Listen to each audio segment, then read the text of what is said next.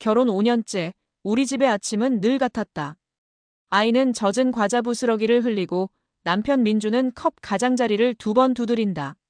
나는 그 소리를 메트로놈 삼아 하루를 맞았다. 변한 건 없다고 믿고 싶었다. 그날 택배가 오기 전까지는 알레르기 패널 검사에 덤으로 딸려온 가정용 유전자 키트. 장난처럼 시작했지만 스틱을 문달에 볼은 진지했고 봉투에 넣는 내 손끝은 유난히 차가웠다.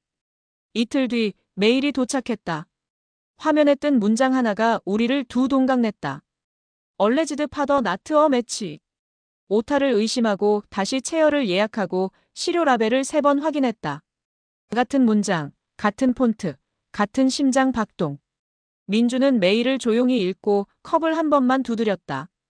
그 미세한 생략이 내 귀를 쏘았다. 나는 아무 말도 하지 못했다. 침묵을 꿀꺽 삼킨 뒤에야 깨달았다. 침묵은 말보다 오래 남는다. 그날 밤 샤워 소리에 섞여 그의 전화가 떨렸다. 화면 최상단 비상연락처 형 시영.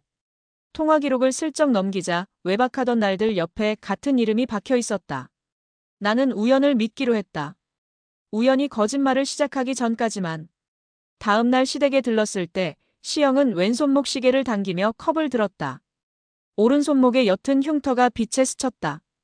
아이가 그를 보자 낯설없이 웃었다. 피는 습관처럼 흐른다. 습관은 때로 가족보다 정확하다. 나는 마음속에 순서를 적었다. 사실 감정. 기록을 먼저, 분노는 나중에. 서랍 가장 아래에 숨겨두었던 노트에 오늘의 시간들을 썼다. 810 택배 개봉, 940 체열 예약 취소, 2113 비상 연락처 확인, 2125 시형 통화 기록 스크린샷. 증거는 물처럼 모였다. 물이 방향을 갖기까지는 경사가 필요하다. 우리 집의 경사는 어디에서 시작됐을까? 둘째 날 밤, 메일이 하나 더 왔다. 재검 결과 동일. 나는 그제야 주방 불을 껐다. 어둠 속에서 냉장고가 느리게 숨을 쉬었다.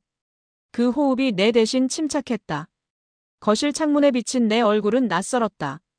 그래서 이제 뭘 할 건데? 반사된 내가 물었다. 나는 대답했다. 우선 더 본다. 3번째 밤, 낯선 번호로 문자가 왔다. 증거는 집안에 있어. 누구일까? 장난이라 보기엔 호흡이 뚝 떨어져 있었다. 나는 아이가 그린 가족 그림을 떼어 냉장고 옆에 붙이고 그 자리에 작은 화이트보드를 달았다. 이름, 날짜, 위치, 통화 내역, 영수증. 빨간 자석으로 화살표를 이었다. 화살표의 끝은 늘 같은 2사람을 가리켰다. 남편, 그리고 그의 형. 나는 스스로에게 다짐했다. 사람을 미워하기보다 구조를 의심하자. 구조를 찾으면 선택이 보이고 선택을 보면 책임이 드러난다. 마지막 줄엔 이렇게 썼다. 내가 원하는 건 복수가 아니라 다음 날을 사는 방법. 잠든 아이의 이마에 손을 얹었다. 체온은 안정적이었다. 엄마가 다녀올게. 아무에게도 들리지 않게 속삭였다. 방문을 닫으며 손끝이 떨렸다. 떨림은 나를 비난하지 않았다. 대신 앞으로 밀었다. 거실 불을 다시 켰다. 테이블 위에 흰 봉투를 올려두고 유전자 키트의 안내서를 펼쳤다. 문장은 친절했고 친절은 잔인했다. 나는 친절을 다 읽고 잔인함을 접었다. 그리고 메모를 남겼다. 내일 병원. 그 다음 시형. 자정 무렵 민준이 거실로 나왔다. 그는 잠깐 멈춰서서 내 보드를 바라봤다. 이건 뭐야? 정리. 뭘 위해서? 우리 모두를 위해. 그는 고개를 끄덕이지도 젓지도 않았다. 대신 컵을 책상에 아주 조용히 내려놓았다. 소리가 없다는 사실이 오히려 컸다. 그는 방으로 돌아갔다. 나는 의자를 창문 쪽으로 돌렸다. 바깥은 비가 막 그친 직후였다.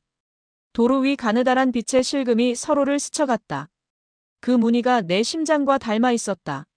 나는 마지막으로 메일을 다시 열었다. 얼레지드 파더 나트어 매치. 문장을 천천히 소리내 읽었다.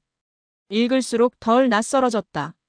낯설미 줄어드는 만큼 두려움도 줄었다. 두려움이 줄자 할 일이 선명해졌다. 내일 나는 묻고 기록하고 견딘다. 그리고 끝까지 본다. 끝을 본 사람만이 시작을 다시 정한다. 나는 시작을 다시 가지려 한다. 그 시작은 나의 것, 아이의 것, 그리고 그들이 감추려 한 것의 반대편에 있을 것이다. 불을 끄기 전 나는 냉장고 문에 자석을 하나 더 붙였다. 빨간 원, 그 안에 작은 글씨로 썼다. 사실은 나를 구한다. 문득 거실 시계 초침이 귀에 꽂혔다. 한 칸, 또 한 칸. 시간은 언제나 앞으로만 갔고 나는 종종 과거에 서 있었다. 내일은 둘의 방향을 일치시키기로 했다. 병원에서 확인하고 변호사와 상담을 잡고 시영에게 메시지를 보낼 것이다. 말 대신 질문으로 시작하자. 그날 당신은 어디에 있었습니까? 내 목소리는 떨리겠지만 질문은 흔들리지 않을 것이다. 질문은 길을 낸다. 그리고 나는 무엇보다 아이에게 거짓말을 하지 않겠다. 아이는 아직 글을 못 읽지만 표정을 읽는다. 엄마의 얼굴이 흔들리지 않도록 오늘 밤만은 울지 않겠다. 진짜. 병원 예약 시간 930. 접수 창구의 투명 칸막이 너머로 접수원이 이름을 되묻는다. 나는 또박또박 대답한다. 목소리는 흔들리지 않지만 발목 안쪽이 미세하게 떨린다. 대기실 TV에서는 육아 프로그램이 흘러나왔다. 화면 속 싱그러운 웃음이 내 손에 식은땀과 부딪혀 부서졌다. 의사는 말끝을 길게 끌지 않았다. 친자 불일치가 반복되면 샘플 오염보다 각의 내 근친 가능성부터 배제합니다. 단어는 의학적이었고 내 심장은 생활적이었다. 나는 고개를 끄덕였다. 기록지를 받아 나왔다. 종이의 온기가 빨리 식었다. 집에 돌아와 서랍에서 작은 디지털 금고를 꺼냈다. 비밀번호는 결혼기념일. 딸깍 얇은 문이 열리며 종이 냄새가 새어나왔다. 결혼 전 건강검진, 출산 전 스크리닝, 보험증권, 그리고 이름 모를 봉투 하나. 봉투 안에는 사진 몇 장과 영수증 2장이 들어있었다. 카페, 심야, 두 남자의 그림자. 영수증엔 같은 카드 번호가 찍혀 있었다. 서늘한 공기가 복도 끝에서부터 밀려왔다. 나는 냉장고 옆 화이트보드로 가서 타임라인을 늘렸다. 200 남편 휴대폰 위치 A, 207 시영 위치 A, 221 둘 다 위치 B. 내 잠든 시간의 공백은 도표가 되어 내 눈앞에서 빛났다. 공백은 우연일 수 있다. 그러나 반복되는 공백은 설계다. 설계를 찾으려면 연결을 그려야 한다. 나는 빨간 실을 꺼내 사진과 영수증, 위치 로그를 이어붙였다. 화살표가 모이는 지점에 작은 별표를 그렸다. 거기엔 질문이라고 적었다. 점심 무렵 민준이 집에 들어왔다. 그는 내 보드를 한동안 바라보다가 천천히 말했다. 지금 우리에게 필요한 건 시간을 주는 거야. 나는 대답했다. 시간이 필요한 건 진실이 아니라 거짓이야. 그의 입술이 말라붙었다. 둘 사이에 오래된 예의가 떠올랐다가 가라앉았다. 예의는 사랑을 지키기도 하지만 때로 진실을 늦춘다. 나는 그를 의자에 앉히고 병원 기록지의 하이라이트를 보여줬다. 그는 얼굴을 감싸쥐었다. 컵을 2번 두드리던 손가락이 이번엔 무릎을 2번 두드렸다. 악습은 쉽게 형태만 바꾼다. 문자가 왔다. 발신인 없음. 증거는 집 안에 있어. 그 문장 하나가 벽면의 모든 화살표를 흔들었다. 집안이라면 어디인가? 금고는 이미 열어봤고 보일러실, 달아, 베란다 상자. 나는 아이의 그림을 떼어 바닥에 눕히고 그 자리에 가벼운 사다리를 세웠다. 천장 모서리에 감지기 덮개를 열어보니 꼬마 메모리 카드 하나가 붙어 있었다. 누가, 언제, 어떻게? 놀람은 잠깐이었다. 나는 장갑을 끼고 그것을 조심스레 떼어냈다. 노트북에 카드를 꽂자 타임스탬프가 잔뜩 박힌 폴더가 떠올랐다. 가장 최근 사고 전주 목요일 새벽의 영상. 현관 앞, 대문 옆 사각지대. 누군가가 키패드에 익숙하게 번호를 누르고 문을 살짝 열어 안쪽으로 손을 뻗는다. 얼굴은 프레임 밖. 손목에 반짝임, 시계. 확대하자 각인이 흐릿하게 보였다. 그 모델을 찾는 사람을 나는 하나밖에 모르는데. 나는 호흡을 고르고 영상 일부를 따서 보관함에 넣었다. 증거가 늘어날수록 마음은 가벼워지지 않았다. 오히려 무게중심이 생겼다. 무게가 생기면 넘어지지 않는다. 넘어지지 않으면 걸을 수 있다. 나는 걸어야 했다. 아이의 방문 앞에서 잠깐 멈춰 문틈으로 들어오는 낯빛을 손바닥으로 받았다. 그 온기가 계획을 지지해줬다. 오후 시영에게서 메시지가 왔다. 아이에게 상처 주지 말자. 이야기할 시간이 필요하다. 나는 답하지 않았다. 대신 질문표를 보드에 하나 더 붙였다. 당신은 언제부터 알고 있었습니까? 두 번째 질문. 왜 나를 빼고 결정했습니까? 질문은 칼처럼 들었지만 내 안에선 지팡이였다. 지팡이가 있으면 밤길도 걷는다. 저녁, 나는 식탁을 단정히 차렸다. 아이는 파스타를 분홍 접시에 담아달라고 했고 나는 웃으며 담았다. 평온은 연기일 때가 많지만 연기가 나를 구하는 날도 있다. 민준이 마주 앉아 조심스레 물었다. 오늘 병원은 뭐래? 나는 거짓말을 하지 않기로 했던 약속을 떠올렸다. 배제해야 할 가능성이 있다고 했어. 그는 고개를 끄덕였다. 그 끄덕임은 동의인지 포기인지 아직 몰랐다. 밤이 내려오자 내가 만든 타임라인은 더 또렷해졌다. 나는 마지막으로 보드 옆에 작은 문장을 덧붙였다. 사실은 나를 구한다. 그리고 한 줄을 더 적었다. 내일 금고 아래. 그 다음 옥상. 공간에도 순서가 있다면 나는 그 순서를 내 편으로 만들 것이다. 손등에 펜자국이 번졌다. 번짐 위에 다시 적었다. 번짐도 기록이다. 이제 나는 기록으로 산다. 자정이 가까워질 무렵 복도 불을 끄고 창문을 조금 열었다. 바람 끝이 젖어 있었다. 나는 휴대폰 메모에 내일의 질문들을 다시 적었다. 그날 밤 누구의 열쇠였습니까? 왜 내 비밀번호를 알고 있었습니까? 아이의 탄생을 누구의 계획으로 맞췄습니까? 질문은 늘어났고 나는 작아지지 않았다. 마지막으로 스스로에게도 물었다. 내가 지키려는 것은 사랑인가 존엄인가? 답은 내일도 완성되지 않겠지만 방향은 정해졌다. 앞으로. 그리고 시영이 먼저 만나자고 연락해왔다. 장소는 강변 카페, 시간은 퇴근 무렵. 그는 아이에게 상처 주지 말자고 말했다. 말은 부드러웠지만 의미는 단단했다. 나는 커피잔 가장자리를 엄지로 문지르며 물었다. 그 상처를 누가 만들었죠? 그는 코스터를 내 앞에 밀며 답했다. 진실을 말하되 이름은 가리자. 나는 웃지 않았다. 보호라는 말은 종종 은닉의 다른 말이었다. 그가 컵을 드는 순간 오른손목의 옅은 흉터가 불빛을 타고 떨렸다. 나는 그 흉터의 기억을 더듬었다. 아이가 태어나던 날 분만실 앞에서 본 비슷한 선. 그날의 기쁨 속에서 나는 선의 의미를 묻지 않았다. 지금은 반드시 묻고 넘어가야 했다. 언제부터 알고 있었어요? 그는 침묵으로 시간을 샀다. 침묵은 현금처럼 유통되지만 영수증이 남지 않는다. 나는 작은 녹음기를 꺼내 테이블 위에 올렸다. 오늘은 영수증을 남깁시다. 그는 고개를 끄덕이며 시선을 창밖으로 흘렸다. 강물 위의 바람이 잔물결을 연습하듯 반복했다. 민준이 무너질까봐 두려웠다. 그의 문장은 조심스러웠다. 그래서 당신이 대신 자리를 채웠다. 내가 묻자 그는 컵을 내려놓았다. 금속 소리가 코스터에 흡수되었다. 아이에게 아버지가 필요하니까. 내 속에서 무언가 끊어졌다. 아버지는 사람의 이름이지 빈칸의 직함이 아니다. 나는 숨을 길게 들이마셨다. 집으로 돌아오는 길 대문 앞에서 민준이 기다리고 있었다. 현관등 아래 그의 그림자가 길었다. 형이 뭐래? 그는 담담하게 물었다. 당신은 뭐래? 내가 되물었다. 우리의 대화는 서로의 질문을 복제하다 멈췄다. 거실에 들어와 나는 화이트보드의 타임라인을 가리켰다. 200과 207의 공백, 그리고 그 다음 좌표. 그는 한참 보더니 조용히 말했다. 그날 난 겁이 났어. 그는 컵을 찾지 않았다. 대신 무릎을 2번 두드렸다. 악습은 다른 표정으로 살아남는다. 아이를 재우고 방을 나온 뒤 나는 작은 봉투를 꺼냈다.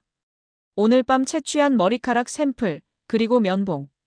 지퍼백을 밀봉하며 손끝을 바라보았다. 부드럽고 약한 것일수록 잘 보관해야 한다. 거실로 돌아오자 메시지가 와 있었다. 발신인은 비공개. 내일 금고 사진 아래를 보라. 나는 소파 및 수납함에서 오래된 액자를 꺼냈다. 사진 뒷판에 테이프가 덧대져 있었다. 조심스레 벗기니 작은 키 하나가 떨어졌다. 라벨은 없지만 무게는 확실했다. 키를 손에 쥐고 베란다로 나가 밤 공기를 들이마셨다. 도시 불빛이 멀었다. 나는 금고를 열어 구조를 살폈다. 바닥판 모서리에 작은 홈. 키의 폭과 거의 일치했다. 돌리자 얇은 판이 밀리며 숨은 칸이 열렸다. 그 안엔 봉투 2장, 첫 봉투엔 출산 전 유전자 스크리닝 결과가, 둘째 봉투엔 사전 양육권 위임장 초안이 있었다. 작성일은 아이 출생 3개월 전. 보증인 란에는 시영의 이름이 연필로 적혔다가 지워진 흔적이 남아 있었다. 지우개 가루가 봉투 틈에 눌어붙어 있었다. 나는 휴대폰 카메라로 모든 페이지를 촬영해 클라우드에 올렸다. 파일명은 날짜 시간 문서 종류. 정리는 공포를 줄인다. 정리가 쌓이면 방향이 생긴다. 방향이 생기면 다음 걸음이 쉬워진다. 오늘의 다음 걸음은 옥상이었다. 메시지가 다시 왔다. 2340, 옥상. 오늘은 끝낸다. 끝낸다는 말은 늘 시작을 의미했다. 나는 외투와 녹음기, USB 백업, 펜라이트를 챙겼다. 계단을 오르는 동안 심장은 규칙적으로 뛰었다. 규칙은 사람을 안심시키지만 때때로 함정을 감춘다. 옥상문을 밀자 바람이 얼굴을 때렸다. 시영이 펜스를 등지고 서 있었다. 그는 먼저 사과하지도 변명하지도 않았다. 당신에게서 권한을 빼앗았다. 그가 말했다. 그게 우리를 지켜줄 줄 알았다. 고개를 저었다. 지킴과 지배의 차이를 배워야 해요. 목소리가 바람에 흩어졌다가 다시 모였다. 잠시 후 문이 열리고 민준이 올라왔다. 셋의 그림자가 삼각형을 만들었다. 나는 녹음기를 켰다. 빨간 점이 깜빡였다. 오늘은 질문만 할게요. 대답은 사실로만. 두 사람은 고개를 끄덕였다. 나는 첫 질문을 꺼냈다. 아이의 탄생을 둘이서 먼저 결정했습니까? 두 번째. 나를 빼고 무엇을 합의했습니까? 세 번째. 그 합의가 사랑입니까? 두려움입니까? 침묵이 바람에 섞여 울었다. 오래된 예의가 무너졌다. 대신 새로운 선이 그어졌다. 내 선이었다. 나는 펜스로 걸어가 발끝으로 바닥 물자국에 선을 그었다. 넘어오지 말라는 선, 그리고 내가 더는 물러나지 않을 선. 시영이 조용히 말했다. 내가 서명하진 않았다. 나는 맞받았다. 지우려 했죠. 그는 눈을 감았다.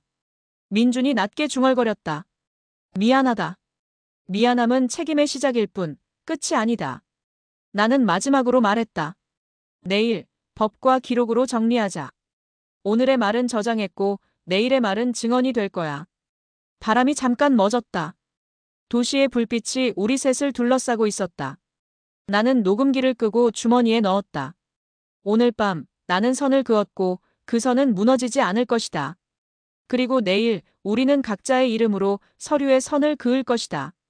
아침에 눈을 뜨자 창틀에 맺힌 물방울이 반짝였다. 나는 먼저 보드를 정리했다.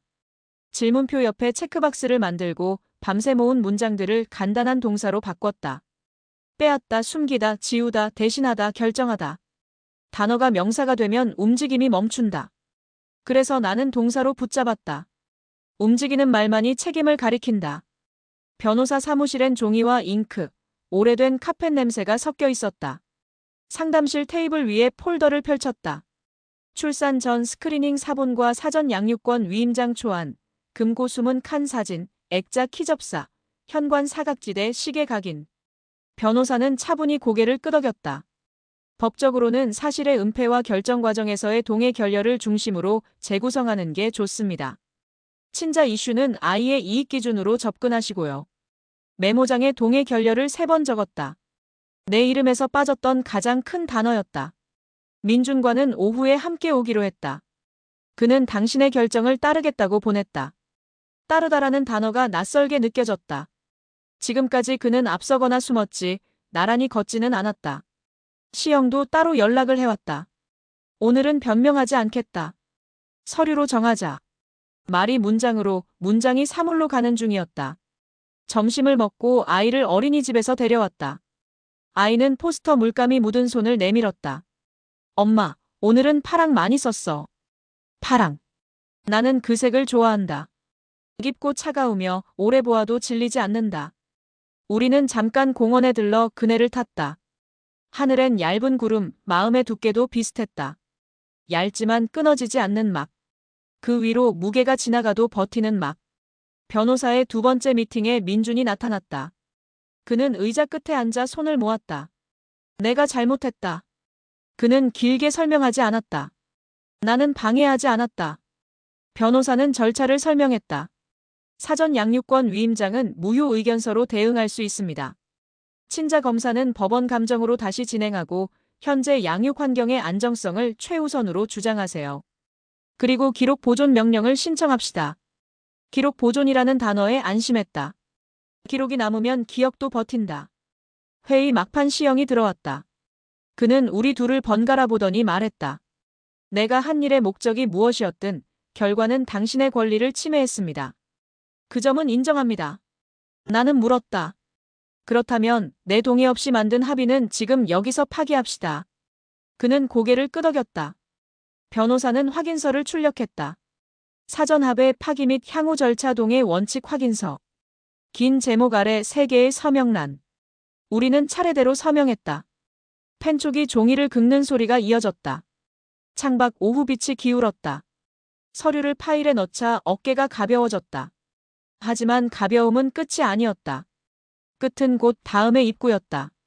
변호사는 마지막으로 말했다. 아이에게 사실을 어떻게, 언제 말할지는 여러분의 합의로 남겨둡니다. 다만 아이의 안전과 애착을 우선하세요. 우리는 동시에 고개를 끄덕였다. 드물게 같은 속도로 움직이는 순간이었다. 저녁 무렵 집으로 돌아오니 현관에 작은 상자가 놓여 있었다. 발신인 없음. 열어보니 반짝이는 금속판이 들어있었다. 얇은 식별 태그. 뒷면에 숫자 2줄 200, 207, 그리고 액자키의 일련 번호. 누군가가 여전히 우리를 보고 있었다. 감시는 위협일 수 있지만 이번엔 경고처럼 느껴졌다. 더 숨지 마라. 태그를 지퍼백에 넣고 날짜를 적었다. 기록은 물건을 사람으로 만든다. 나에게는 지금 그게 필요했다. 밤이 깊어지기 전에 셋이서 영상통화를 했다. 화면을 셋으로 나누고 각자 방에서 말했다. 첫 문장은 내가 꺼냈다. 아이의 부모가 되는 방식부터 다시 정합시다. 민준이 숨을 고르고 말했다. 나는 양육의 절반을 책임질 것이다. 시영은 덧붙였다. 나는 물러나겠다. 다만 아이가 내가 삼촌으로 곁에 있는 것을 허락한다면 그렇게 하겠다. 둘의 말을 파일에 적었다. 말은 저장될 때 약속이 된다. 통화가 끝나자 아이가 잠결에 깼다. 곁에 누워 등을 토닥였다. 아이의 숨은 일정했고 내 숨도 그 리듬에 맞춰졌다. 천장에 비친 길. 그 길을 따라 생각을 걸었다. 내일은 법원의 기록 보존과 감정 신청을 접수하고 상담센터와 첫 예약을 잡을 것이다. 그리고 아이에게 건넬 문장을 준비하자. 엄마는 너를 속이지 않을 거야. 다만 내가 안전하다고 느낄 수 있게 천천히 말할게. 그 문장을 입술로 여러 번 연습했다. 자정을 조금 넘겨 거실로 나왔다. 화이트보드 체크박스 몇 개가 채워졌다. 합의 파기 완료, 절차 합의 완료, 기록 보존 접수 예정. 남은 것은 아이에게 말하기 준비. 마지막 칸 옆에 별표를 그렸다. 별은 약속의 형태다. 별이 있으면 어두워도 길을 찾는다. 오늘 나는 별을 하나 만들었다. 내일 이 별을 따라간다. 그리고 언젠가 아이에게도 그 별을 건네줄 것이다. 그때 우리는 같은 하늘을 보게 될 것이다. 오늘의 별은 우리 셋을 지킨다다. 법원 민원실의 아침은 번호표 소리로 시작했다. 우리는 나란히 서서 기록 보존과 감정 신청 서류를 접수했다. 창고 직원이 서류를 훑고 도장을 찍었다. 잉크의 둔탁한 소리가 마음의 빈칸에 점을 찍었다. 민주는 깊게 숨을 쉬었다. 시영은 한 걸음 뒤에 섰다. 각자의 자리, 각자의 간격. 나는 그 간격을 잠시 바라보다가 고개를 숙였다. 오늘 우리가 만든 거리는 어제의 은폐보다 정직했다. 거리는 때로 사랑을 구한다. 법원을 나와 바로 상담센터로 향했다. 안내문에는 가족 재구성 프로그램이라고 적혀 있었다. 상담사는 우리 셋을 마주 앉히고 말의 순서를 정했다. 각자 한 문장으로 현재의 입장을 말해보세요. 민준이 먼저 말했다. 나는 남편이자 아버지이고 싶다. 시영이 뒤따랐다. 나는 삼촌으로 남겠다. 내 차례가 왔다. 나는 엄마로서 아이에게 진실을 말하되 상처의 속도를 조절하겠다. 상담사는 고개를 끄덕이며 플립차트에 세 문장을 적었다. 글씨가 굵었다. 굵은 글씨는 마음이 흔들릴 때 의지할 기둥이 된다. 둘째 세션에서는 비밀 금고와 키, 사전 양육권 초안 이야기로 넘어갔다. 상담사는 물었다. 왜 그녀의 동의가 빠졌나요? 민주는 눈을 감았다가 떴다. 두려웠습니다. 시영이 말을 이었다. 내가 가로막으면 안전해질 거라 믿었습니다. 상담사는 조용히 정리했다. 두려움과 보호는 흔히 짝을 이룹니다. 그러나 둘 다 동의를 대체할 수 없습니다. 나는 손등에 동의라는 두 글자를 다시 썼다. 번지지 않게 천천히. 점심을 먹으며 우리는 앞으로의 실무를 합의했다. 양육 일정을 재조정하고 친자 감정이 나오기 전까지 아이의 일상 루틴을 절대 흔들지 않으며 시영의 방문은 삼촌으로만 아이 앞에서 과거를 암시하지 않기로. 마지막으로 나의 정보 접근 권한을 전면 회복한다. 나는 이 네 줄을 휴대폰 메모에 적고 셋이서 확인 표시를 눌렀다. 체크의 진동이 손바닥을 간지렸다. 작은 진동이지만 우리의 협의는 현실이 되기 시작했다. 오후에 집으로 돌아오자 우편함에 법원 접수 확인서가 도착해 있었다. 종이의 번호가 길었고 나는 그 길이를 마음속으로 되뇌었다. 길다 프로세스 버틴다. 아이를 데리러 가는 길에 하늘이 열렸다. 한동안 비가 오다가 딱 멈췄다. 젖은 공기 사이로 햇빛이 비집고 들어왔다. 아이는 우산을 접고 하늘을 가리켰다. 엄마, 구름이 갈라졌어. 그렇다. 갈라짐은 때로 길이 된다. 우리는 그 길을 지나 집으로 걸었다. 저녁, 우리는 거실에 앉아 앞으로의 말을 연습했다. 나는 카드에 문장들을 적었다. 엄마 아빠는 너를 사랑해. 가끔 어른들이 실수로 중요한 걸 말 안 할 때가 있어. 하지만 이제부터는 꼭 말할게. 아이가 이해할 수 있는 어휘와 호흡, 눈높이. 민주는 내가 읽는 속도에 맞춰 고개를 끄덕였고 시영은 한 발짝 뒤에서 지켜봤다. 그는 삼촌의 위치를 연구하듯 조심스러웠다. 위치를 배운다는 건 힘을 배우는 일과 닿아있다. 이 힘은 간섭이 아니라 경계의 힘이어야 했다. 밤이 되자 셋이서 마지막 대화를 했다. 나는 말했다. 내일 너희가 서로에게 죄책감으로 손을 내밀어도 그 손은 나를 통과하지 마. 나는 내 손으로 나와 아이를 건널 거야. 민주는 고개를 끄덕였다. 나는 변명 대신 행동으로 갚겠다. 시영은 숨을 길게 내쉬었다. 나는 거리를 유지하겠다. 말은 간단했지만 간단한 말이 가장 지키기 어렵다. 그래서 우리는 말 옆에 일정을 붙였다. 날짜, 시간, 장소. 말은 시간표 위에 있을 때 실행된다. 자정 무렵, 나는 아이의 침대 옆에 앉아 편지를 썼다. 사랑하는 너에게. 오늘 엄마는 진실을 지키기로 했어. 진실은 날카로울 때가 있지만 손으로 감싸면 둥그러진단다. 엄마는 너를 찌르지 않게 말할게. 대신 천천히 건네줄게. 편지는 서랍에 넣지 않았다. 책장 앞을 지나며 아이가 자주 보는 그림책 사이에 꽂아두었다. 언젠가 스스로 꺼내 읽을 수 있기를. 그날 내가 옆에서 미소 짓고 있기를. 늦은 밤, 알 수 없는 번호로 전화가 왔다. 잠시 망설이다가 스피커를 눌렀다. 낮은 남성의 목소리. 기록을 지키는 사람은 결국 살아남습니다. 나는 대답했다. 그래서 오늘 우리는 접수했고 서명했고 합의했습니다. 그는 더 말하지 않았다. 통화는 짧았고 짧아서 더 오래 남았다. 침대의 눕자 천장에 옅은 별 모양의 스티커가 보였다. 아이가 지난 겨울 붙여둔 것. 나는 그 별을 바라보다 눈을 감았다. 오늘 만든 별과 어제의 별이 겹쳐졌다. 별은 약속의 형태이고 약속은 길의 시작이다. 내일 우리는 또 걸을 것이다. 법원, 상담, 일상, 그리고 아이의 웃음 사이를. 나는 더 이상 빼앗기지 않을 것이다. 빼앗기지 않겠다는 결심은 누구를 벌주려는 욕망이 아니었다. 우리가 함께 살기 위한 최소한의 윤리였다. 그 윤리를 나는 아이의 잠든 손에 살며시 쥐어주었다. 그리고 그 손을 덮으며 아주 조용히 말했다. 엄마는 너를 속이지 않을 거야. 내 말이 우리의 다음 날을 지켜줄 것이다. 천천히, 그러나 멈추지 않고. 우리는 앞으로 간다.